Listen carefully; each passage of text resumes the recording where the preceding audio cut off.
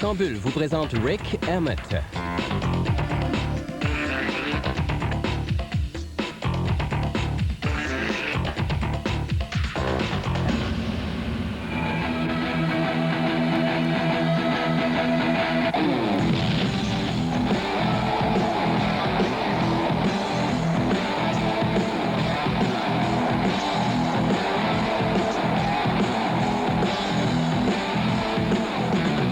Survivor.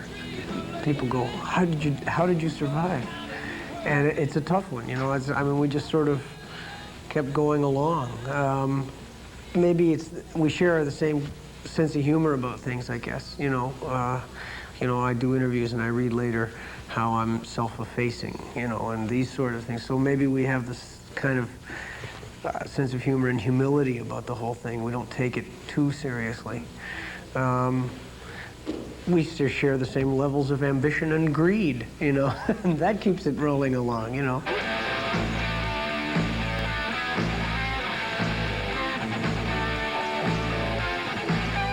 As an artist, you really have to do that, but you can't lose sight of the fact that you are in a, you know, it's a commercial endeavor. Record companies want to sell records, and there are certain compromises that one has to make. You can't always just please yourself.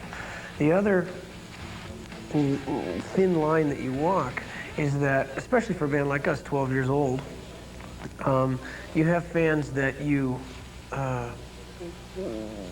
got on board by playing a certain style of music or being a certain type of a thing. And if you change that too radically or too quickly then you can disenfranchise those people who are your core and who support you. And that's a difficult thing too, you know. As an artist, you want to move ahead and change and grow and experiment, but there's a lot of your fans that they don't want to see that. They like you for what you did, and they want more of the same. And so you have to sort of try and give them that, but it has to have matured or progressed somehow, and that's a difficult thing to do.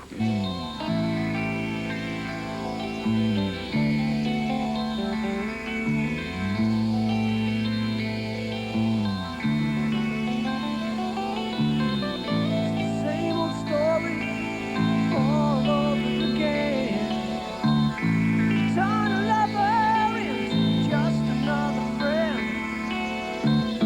I wanna love you, I wanna make you mine. Would you lay it on the line? I'm tired of playing USK. I'm tired of all the other lies that you say. Oh, I don't ask for much, truth will do just fine. Won't you lay it on the line? Lay it on the line. Lay it on the line. Lay it on the line. Don't waste my time.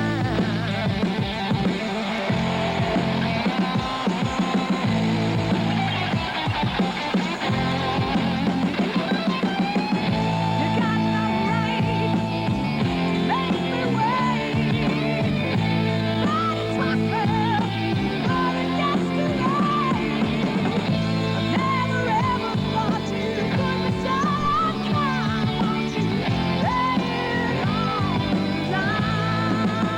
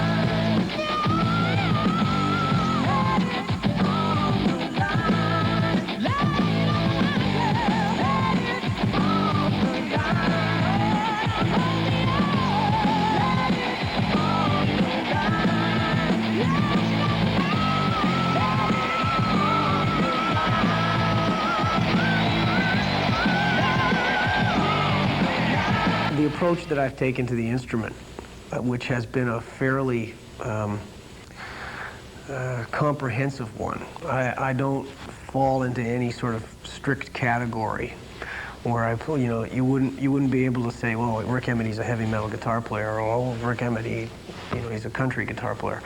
I like to play everything, and I try and fit it in, and it's on the records. There's classical pieces and jazz playing and all kinds of stuff. So I think that because of that, and it just so happens that as the sort of guitar playing world has gone, there's been a sort of that style of playing has become something that's really well thought of, and it's popular now. Guys like Steve Morse and Pat Metheny and even Eddie Van Halen to a certain extent. They're pretty versatile kinds of guitar players and play in a lot of different kinds of areas. And so it was just lucky, I could have been 6 times the guitar player and been a straight jazz cat and been completely overlooked, but I just happened to be playing the right kind of music at the right time, and I think that has a lot more to do with being popular and winning polls than anything else.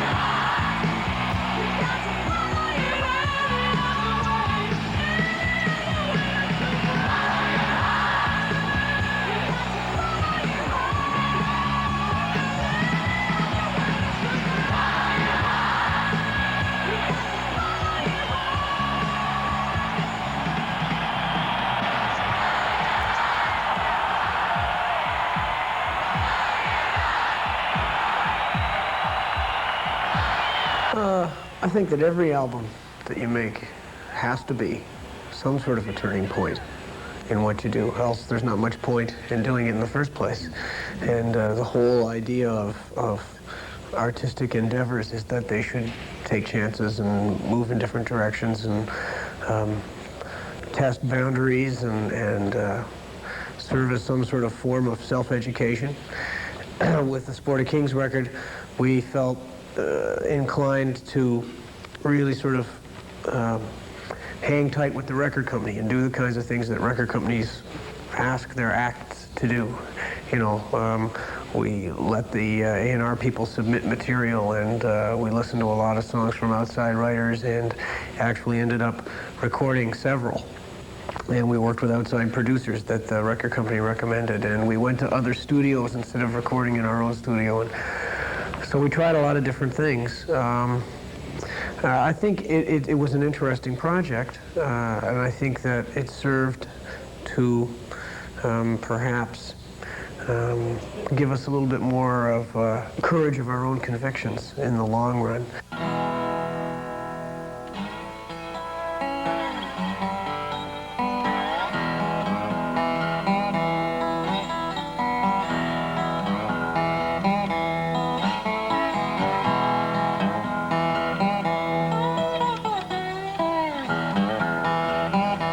To be a member of Triumph, and yes. Triumph, that's it, no longer together. Well, I don't know, they may still carry on the band, but I left.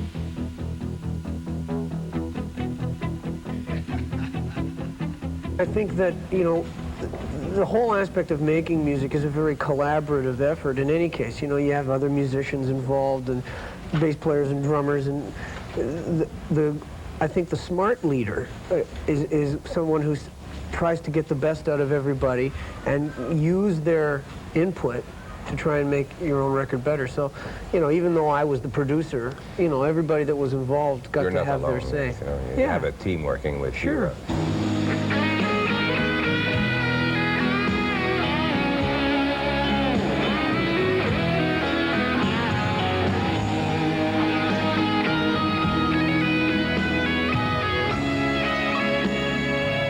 I wanted this video to be different. I really wanted to try and, I mean, there's some interesting things that are happening now in television and in video, you know, David Lynch, these kinds of things. So, and the song I thought lent itself in terms of sort of poetic kind of imagery to a different kind of approach. So, you know, I mean, it's not edited yet, so we'll have to see what happens, but I'm hoping it's going to be different.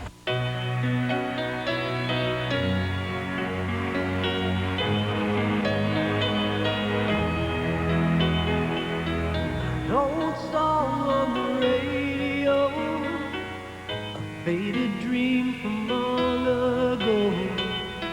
A phone is ringing, but the message can't get through. Whisper on the wind as the sun goes down. A teardrop crashes to the ground, and that's the sound that her heart makes when her heart breaks. That's the sound that her heart makes when her heart breaks.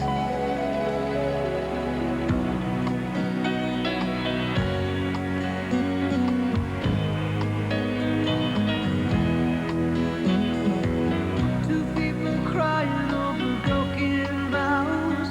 A door slams shut on an empty house. Echoes on down where the well is run dry. Words lost in sentences we can't understand. The rain is slipping off my fingers and slipping through my hands, and that's the sound that her heart makes when her heart breaks. That's the sound that her heart makes when her heart breaks. Blue notes on an old guitar, silent fire of a distant star, the unforgiving rhythm of November rain, rivers that are running down a broken window pane.